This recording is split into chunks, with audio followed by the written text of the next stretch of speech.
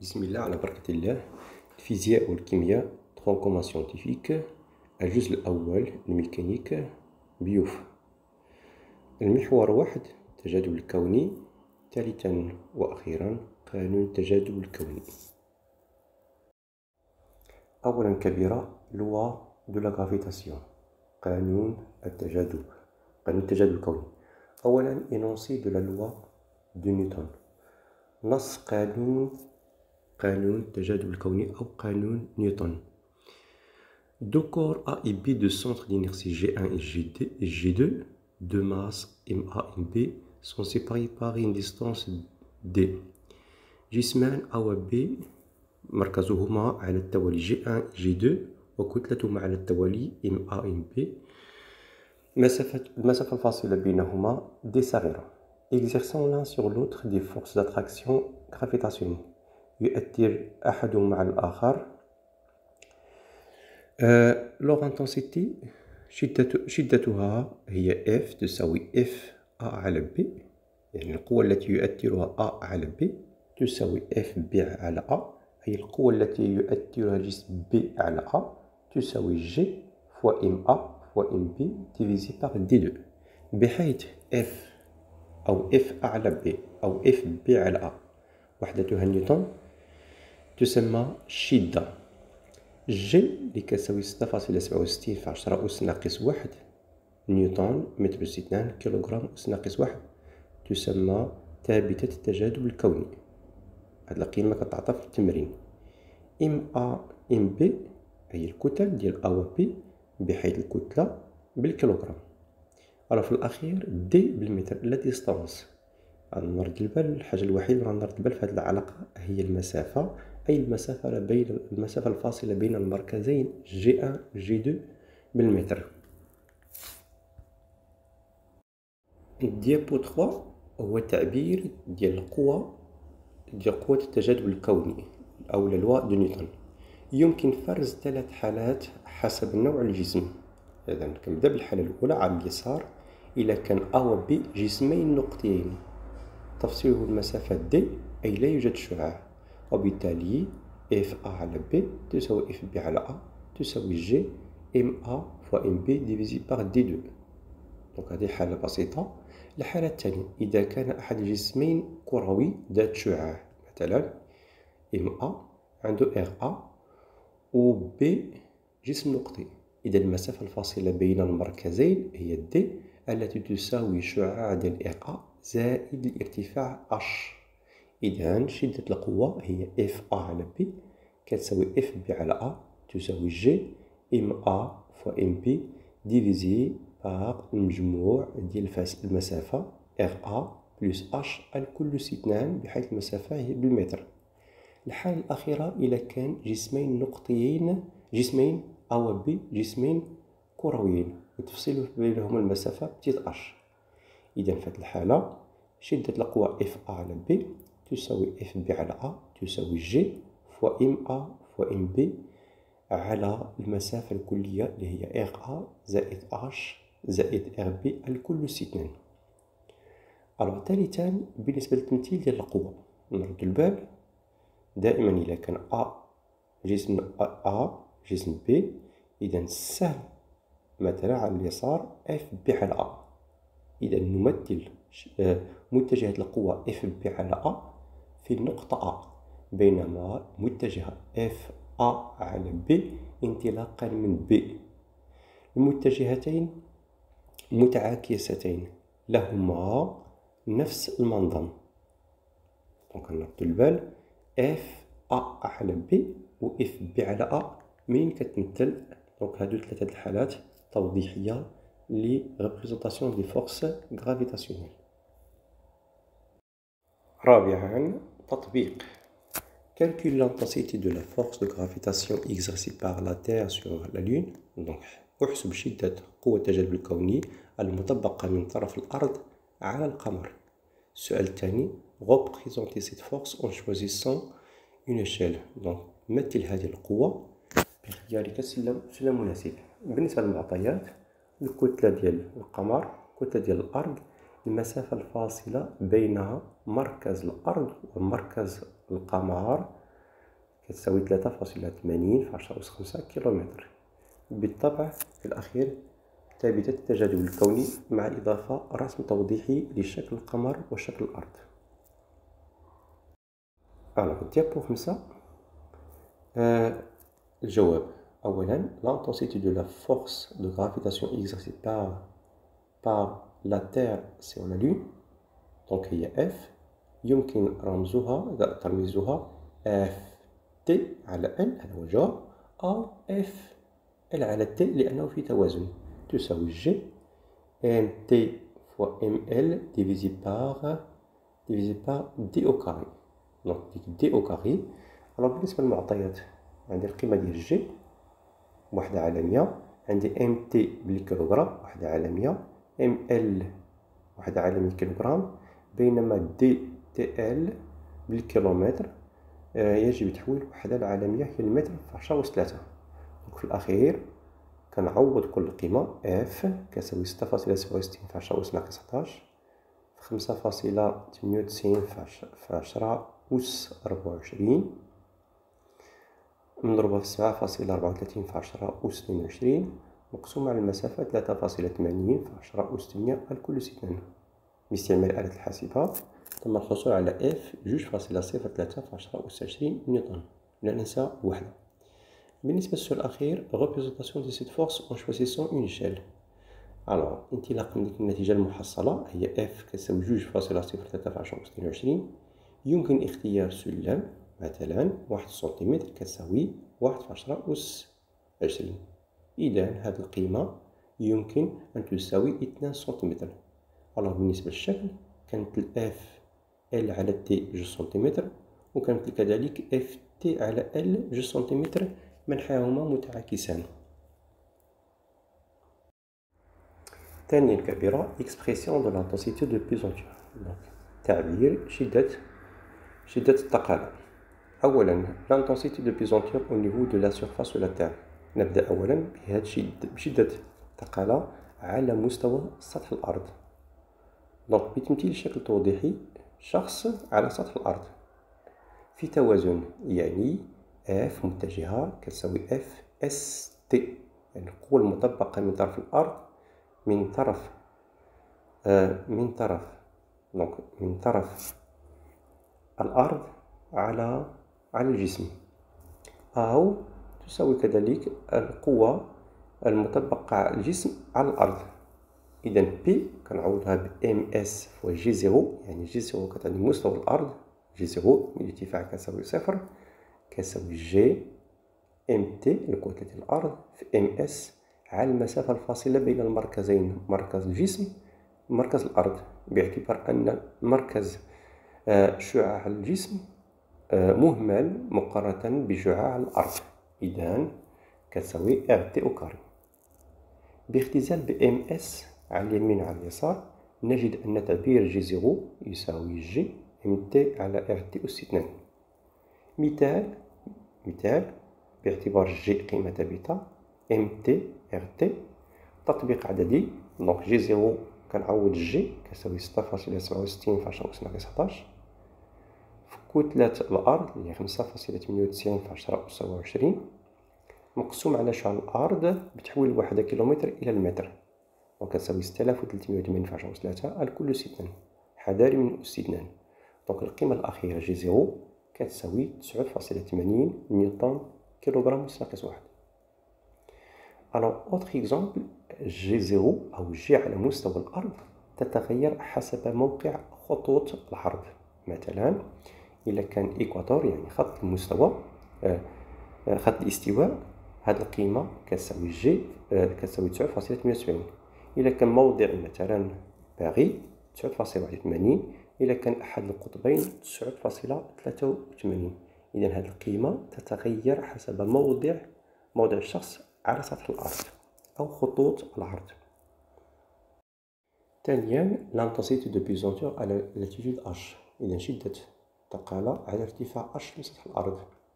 نختار جسم بعيد عن سطح الأرض بارتفاع H. دونك اليكيليبر بي H يعني شدة الوزن بارتفاع H كتساوي اف اس تي ولا كتساوي اف تي اس. كنعوض بي اش بام اس فوا جي اش. في هذه الحالة كنعوض جي اش يعني واحد الارتفاع كتساوي جي ام تي ام اس على المجموع الفاصلة بين المسافة المركزين اللي هي ار تي زائد اش الكل سيتان. باختزال بام اس على اليمين وعلى اليسار نجد أن جي اش كتساوي جي ام تي على ار تي زائد اش الكل سيتان. هذا تعبير ديال جي اش بدالة جي و ام تي و ار تي و اش. مثال باعتبار القيم التالية جي و ام تي و ار تي، اختار اش واحد الارتفاع اللي جبل الطبقان مثلا 4165 متر. كنعوض القيم، اذا جي اش كنعوض جي وكنعوض ام تي وكنعوض ار تي وكنعوض القيمة ديال اش المختارة، نجد ان جي اش كتساوي 9.79 نيوتن كيلوغرام اس ناقص واحد. الوغ دوطر اكزومبل فاش كنختار ديفيرون التيتود ارتفاعات مختلفة، مثلا مستوى البحر كتعطي 9.799. إلا كان واحد الارتفاع ديال 1000 متر 9.796. إلا كان واحد الارتفاع ديال 4000 متر كتعطي 9.787. إذا هاد القيمة ديال جي اش أو شدة الثقالة تختلف من ارتفاع إلى آخر. إذا هو الاستنتاج أن الجي اش جي هو شدة الثقالة تتعلق بكل من خط العرض وبالارتفاع عن مستوى سطح سطح الأرض. ثالثا صغيرة لا ريلاسيون انتر جي زيرو و جي اش، القيمة العلاقة التي تربط بين جي زيرو و جي اش. حسب النتيجة السابقة لدينا جي زيرو كتساوي جي ام تي على ار تي أس 2 وكذلك جي اش كتساوي جي ام تي على ار تي بلس اش كل 2. علاقتين واحد جوج، يمكن قسمة العلاقة جوج على علاقة واحدة. على سبيل المثال دونك كتعطي جي اش مقسوم على جي زيرو، كنعوض جي اش اللي كتساوي جي ام تي على ار تي بلس اش بلس 2 مقسوم على جي ام تي على ار تي أس 2. يمكن الاختزال بالجي جي الكسر اختزال ام تي. إذا جي اش على جي زيرو تساوي واحد على ار تي بلس اش بلس 2 على واحد على ار تي أس 2. باستعمال علاقة الكسور نجد أن جي اش على جي زيرو تساوي ار تي أس 2 على ار تي بلس اش الكل 2. إذا جي اش كتساوي جي زيرو ار تي أس 2 على ار تي بلس اش أس 2. دونك أس 2 أس 2، وفي النهاية يمكن أن نجد أن جي اش كتساوي جي زيرو بين قوسين ار تي على ار تي اش ار تي زائد اش الكل 2. هذه هي صيغة العلاقة التي تربط بين جي اش و جي زيرو و ار تي و اش. مثال اكزومبل باعتبار القيمة ديال ار تي 6380 كيلومتر باختيار جي زيرو 9.80 و جي اش، يجب البحث عن القيمة ديال اش. هذا هو السؤال. أوجد قيمة اش بحيث ار تي و جي زيرو و جي اش كتعطيو القيم. المرحلة الأولى هو البحث عن العلاقة ديال اش. إذا حسب العلاقة السابقة جي اش على جي زيرو اللي كتساوي ار تي على ار تي زائد اش بلس 2. لا راسين ا دروات إلى راسين ا غوش، دونك كتعطي جذر جي اش على جي زيرو تساوي ار تي على ار تي زائد اش. تستلزم كذلك لانفيرس، دونك كنفيرس داكشي اللي كاين في المقام كنطلعو للبسط والعكس. دونك كتساوي لا راسين ديال جي زيرو على جي اش تساوي ار تي بلس اش على ار تي. تستلزم كذلك أن ار تي بلس اش تساوي ار تي فوا لا راسين ديال جي زيرو على جي اش، أي أن اش تساوي ار تي لا راسين جي زيرو على جي اش ناقص ار تي. كنعمل ب ار تي، إذا الصيغة النهائية هي اش كتساوي ار تي عامل جذر جي زيرو على جي اش ناقص واحد. كنعوض ار تي بالشرط كنحولها لوحدة عالمية المتر، كنعوض جي زيرو كنعوض جي اش. دونك الارتفاع هو اش كتساوي 32.80 في 10 أس 3 متر. وفي النهاية أختم التمرين. On considère une navette spatiale de masse ms en mouvement pratiquement circulaire autour de la Terre à une altitude h. La durée pour effectuer un tour complet autour de la Terre est égale à 101 minutes. هذه المعلومات على نفس الموضوع. بالنسبة للمعطيات la masse de la Terre, constante de la gravitation universelle, le rayon de la Terre. Alors نعتبر مركبة فضائية ذات الكتلة ms في دوران حول مركز الأرض، موجودة في ارتفاع h 837 كيلومتر. هذه المركبة تقوم بدورة كاملة مدتها مدة زمنية ديالها 101 مينوت. هذه المعلومات كاملة على نفس الموضوع. بالنسبة للمعطيات الكتلة ديال الأرض والجي وإعطي بالإضافة إلى شكل توضيحي يوضح دوران المركبة حول الأرض. السؤال الأول سؤال مباشر. exprimer la force de gravitation exercée par la Terre sur la navette. Donc à une position on va exprimer cette force. Donc بالنسبة للجواب la force de gravitation exercée par la Terre sur la navette, donc exercée par la Terre sur la navette, donc Ft sur S est égal à G. MTMS المسافة الفاصلة بينهما هي شعاع الأرض زائد الارتفاع الكل سنين. هذا هو التعبير. السؤال الثاني. Détermine la valeur de la force de gravitation exercée par la Terre sur cette navette spatiale posée sur le sol. Donc في الحالة الثانية يجب حساب هذه الشدة، ولكن بشرط هذه المركبة موجودة على سطح الأرض، إذا الارتفاع كيساوي صفر. Donc la valeur de la force de gravitation exercée par la Terre sur cette navette spatiale posée sur le sol، donc التعبير هو Ft على S كتساوي G MTMS divisé par RT au carré، لأن الشعاع كيبقى المسافة الفاصلة بينهما المركزين هو الشعاع ديال الأرض. ألو يمكن تعويض القيام، كنعوض القيام جي وكنعوض MT بالكيلوغرام. عاود البال كاين طون خاص نحول الكيلوغرام، بحيث واحد الطون هو 10 أس 3 كيلوغرام. شعاع الأرض خاص نحول المتر لوحدة العالمية. تطبيق باستعمال آلة الحاسبة نجد أن FTS كتساوي 4.031 في 10 أس 4 نيوتن. الجزء الثاني ديال التمرين. en considérant maintenant une autre navette spatiale de masse ms se déplaçant de la Terre vers la Lune. On dessine par la distance d la distance entre le centre de la Terre et celui de la navette les données la masse de la Lune la distance moyenne. Donc في هذه الحالة نعتبر مركبة جديدة فيه ذات الكتلة ms في حركة من الأرض في اتجاه القمر. Donc بحيث d petit d هي la distance du centre de la Terre et celui de la navette. Donc يعطينا الشكل التوضيحي موضع ديال la navette مركبة القمر والأرض. petit d هي المسافة بين la navette والأرض.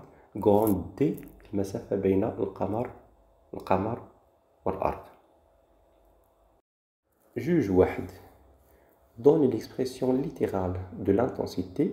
في هذه الحالة الأولى Ftn la force de gravitation universelle exercée par la Terre sur la navette.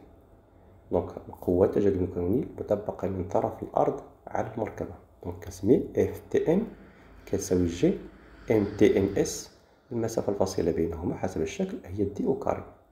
الحالة الثانية B FLN la force de gravitation universelle exercée par la Lune sur la navette. donc on dit FLN la Lune sur la navette est égale G MLMS المسافة الفاصلة بينهما هي بتيت x اللي هي كتعطيني بدالة العناصر هي grand D moins petit d au carré. Alors في الأخير السؤال الأخير je juge trouver la distance d0 pour laquelle les deux forces de gravitation universelle Ftn et Fln auront la même intensité. أوجد قيمة المسافة d0 بحيث القوة المطبقة من طرف الأرض على المركبة تساوي شدة القوة المطبقة من طرف القمر على المركبة. Donc l'objectif de terminer la distance D0. Donc عند التوازن يعني شدة القوة اف تي ان تساوي اف ال ان، كنعوض اف تي على ان يعني كتساوي كرون جي ام تي ام اس ديفيسي باغ دي زيرو او كاري تساوي جي ام ال ام اس ديفيسي باغ كرون دي موان دي زيرو على كل س 2. يجب الاختزال بالجي على اليمين على اليسار، يجب الاختزال ب ام اس. إذا نجد أن ام تي على دي زيرو أو كاري تساوي ام ال مقسوم على دي ناقص دي زيرو أس 2. حنا الهدف ديالنا هو إيجاد تعبير دي زيرو بين العناصر.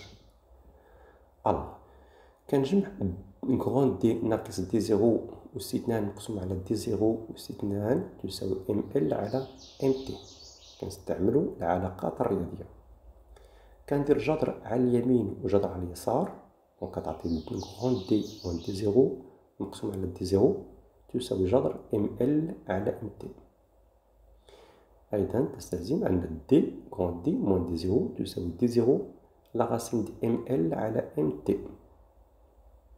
إذا غون دي تساوي دي زيرو جذر ام ال على ام تي بلس دي زيرو، كنعاملو بالدي زيرو. إذا غون دي تساوي دي زيرو عامل واحد زائد جذر ام ال على ام تي. إذا في الأخير تعبير دي زيرو تساوي غون دي على واحد زائد جذر ام ال على ام تي. تطبيق العلاقات الرياضية فقط. تطبيق عددي، لدينا غون تي، لدينا ام ال ام تي، كنحول الوحدات العالمية بالمتر، دونك دي زيرو في الأخير دي زيرو تساوي 3.8 في 10 أس 8 مقسوم على واحد زائد جذر 7.34 في 10 أس 22 مقسوم على 6 في 10 أس 24. باستعمال آلة الحاسبة نجد أن دي زيرو تساوي 3.42 في 10 أس 8 متر. هاد القيمة دي زيرو اللي يهمنا يجب أن تكون أقل من المسافة المحصورة بين لا تيغ إلى لون.